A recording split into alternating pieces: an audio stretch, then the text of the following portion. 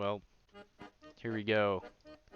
Going over the history of the L2A3, the British submachine gun that came after the worst submachine gun known to man, the STEN gun.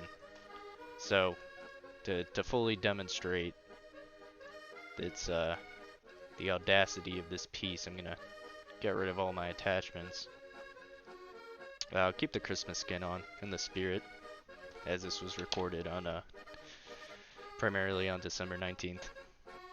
I'm recording with Cheese Man. Cheese Man. Okay, I'm recording with Cheese Man to demonstrate the awesome power of the L2A3. Let's just get it started. Good map Hello, to everybody. get started on. Yeah. You joining the game? Okay, Yeah, so I'm in. I'm just opening a case right now for my L2A3. Heck yeah, alright. So, to fully capture the history of the L2A3 as a submachine gun, you have to go back to World War I, when submachine guns were fully introduced in en masse via the German Sturmtruppen, or shock troops. They were issued the MP-18/I. Nobody knows what the I stands for. Not even Ian McCollum knows what the I stands for. But yeah, it was used like, you know, really effectively, and everybody in the whole world was like, wow, this is cool, let's do this. And then the British were like, no, let's be stupid. And then they didn't do anything. They didn't, haha, getting an idiot on. God. Anyway, the British, they were like, yeah, let's not do anything, and let's just like call them gangster guns and not adopt any. So, you know, interwar, after World War I, everybody's reflecting. They're like, okay, well, artillery's pretty cool, tanks are pretty cool, submachine guns also pretty gnarly, and Sir Winston Churchill himself, and he was like, nope, those are gangster guns. We're not gonna have any. And then he killed some Indians. Anyway, so World War II rolls around, and the Germans kind of steamroll everyone, and it's not a fun time. It's not a fun time. Everybody dies. All the Jews die. All the Gypsies die. Anybody who likes cheese, dead, shot in the head, executed. It was a sad time. It was a sad time period. Yeah, Cheese Man especially. At least 12. I lost many family members. Yeah, 12, right, or more. 13 actually. Okay, so yeah, Cheese Man lost 13 of his family members because they liked cheese too much, and Mr. Adolf did not like that. So the British were like, oh no. So they're like, okay, let's go spend a lot of money on overpriced submachine guns, and they bought a whole bunch of Thompsons. And as I referenced in my last video, they bought up a full 158 New Army, developed by John Lewis's New Army. The L-22, that came later. Well, we might cover that. But, you know, they were like, oh no, we don't have anything. And then Mr. John STEN, from the STEN family, he was like, I have an idea. Renowned family. Yeah, the renowned STEN family. He was like, I have an excellent idea. And he took a steel tube, and he put some bullets in it. And they called it the STEN gun. And it was the worst submachine gun to ever exist because it was made by a British person. So yeah, they just rock and rolled with that thing all the way through the war. If you ever heard of Operation Market Garden, which you probably haven't, that was the sole reason it failed.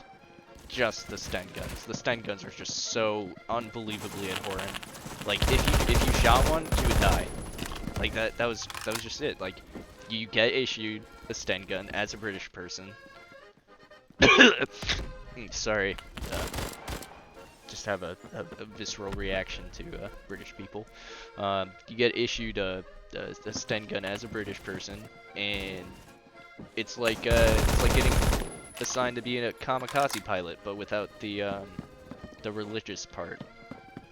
So quite possibly the STEN gun might be the best thing that's ever happened to the world. Yeah, I mean, for those reasons. you could conclude that, but you know, after the war, Sir Churchill, he was like, huh, I'm stinky.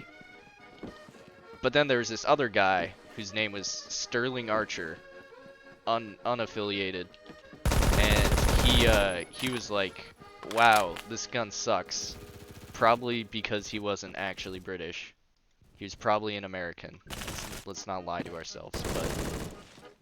But he was like, this gun sucks, and it needs to be better. So then he single-handedly developed the L2A3. The numbers don't mean anything. He just put the numbers there to confuse the British people, because British people aren't smart enough to understand numbers. Yeah, they can't read. Yeah, they're all illiterate. They invented the language and then they forgot how to speak it. It's been proven by multiple prestigious studies that British people, you know, even though they invented the language, they just forgot how to do it after a while. So he presented it to the British government, and they're like, that's quite Chapin in it, and then they adopted it for their military, and everybody was like, oh yeah, this is pretty cool because 9mm and the magazines were really good. And one thing you need to know about submachine guns is the whole premise of a submachine gun is based off of the magazine, which you know is a kind of cool fact. It's if you don't have a good magazine, the gun's not going to operate properly. It's not going to function properly. It's just going to be a dirty poo-poo caca submachine gun, just like the STEN gun. The STEN gun had an awful magazine. It's world-renowned for being awful magazine. Just worst magazine, worst, you know, firearm owners. It couldn't be worse in any way. So it's honestly a blessing that the L2A3 came around, put a little bit of sense into the British, although it didn't really help their cause too much, but yeah, at least they did something right. Yeah, okay, so they adopted it. All was fine and dandy because, you know, it's a good gun. It's reliable, it shoots bullets, and it kills people. So then the British were like, oh, well, we just made this, we just adopted this brand new gun. We need to kill some natives. So what they did was they started Operation Banner in 1969, which was an operation in Northern Ireland where they just shot a bunch of civilians, and they just gave a whole bunch of people, a whole bunch of British police people, just the L2A3s, and just like told them go run wild. And yeah, that was the primary cause, Operation Banner, longest running British deployment in history. And yeah, it was very successful in that role of the HK416. It's actually just an L2A3, but they rotated the magazine, so it's on the bottom. May not look like it, but the Germans copied the design because, you know, originally an American design. Every single successful gun design was created by an American. Especially the Desert Eagle. Yeah, the Desert Eagle is no exception. The L2A3, great gun. It was turned into the HK416. When they turned the magazine on the bottom. When they just rotated the magazine. Some other deployments was, you might have heard of Maggie Thatcher. She needed some political, like a little political boost. And Argentina was like, hey, we want the Falklands because they're like kind of by us. So then they were like, okay, we got the Falklands. But then Maggie was like, so she just declared war on them over these islands that meant absolutely nothing, just so that she could get some political approval. And you can be sure that there are some L2A3s going on. Rule Britannia, Britannia rules the waves. Anyway, the L2A3 was single-handedly won them that conflict. Yeah. Had there been any STENs there, though, you know Argentina would have the Falklands right now. And it's even possible that through surplus buying, the Argentinians had STEN guns and were using STEN guns, and that's why they lost. But Pretty Quite a sure. shame. Pretty sure they were using FALs or FALs, which were developed by Belgians. Which nobody knows where Belgium is. So how do we even know if they Is it? exist? Like, geez, man, have you ever seen a Belgian person? Have you ever talked to somebody who lives in Belgium? What's that, like a county or something? Yeah, exactly. Like, Belgium probably doesn't exist, which means the FAL probably doesn't exist. It's like Wyoming.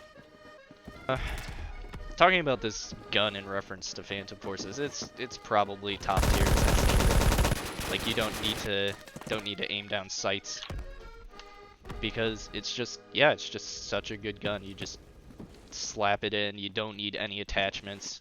You unlock this thing or you buy this thing, literally just like break off your right mouse button because you'll never need it. You just keep on chugging. You just hip fire it. It's got like a billion hip fire accuracy. Yeah. If you manage to get yourself on the 45 conversion attachment, it's literally a 2-shot kill from anywhere close to medium close range.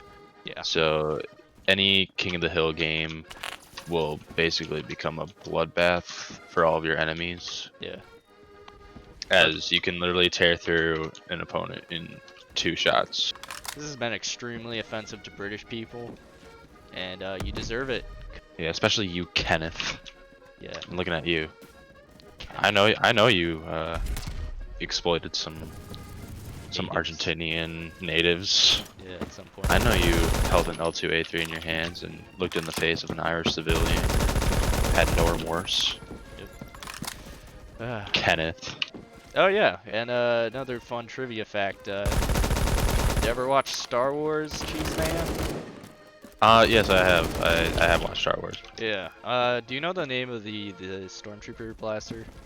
What would that be? Well, I don't know either, but I can just edit it in post. Anyway, that one, it's just like a Sterling, but they glued some stuff on the side. It's kind of cool. Might throw up an image if I'm feeling not lazy. Yeah, there you go. Oh, what a nice image up in the top right of your screen. No, that my face is in the top right. It can't be the top. Oh, what a nice image in the top left of your screen. How about the top center? Okay, Or whatever the works. center. Yeah. Anyway, it was a very prolific firearm. Thanks for watching the vid. Make sure you like, subscribe, leave a comment, leave 3 comments. Share with your friends. Yeah, 9 to 10 of your closest friends. Hold a gun to their head. Make sure they subscribe too. Share it in your local Phantom Forces Discord. Yes, that too. If I get 10 subscribers, I'll do Facebook reveal. And if I get 400,000 subscribers by the end of the month, I will end my own life.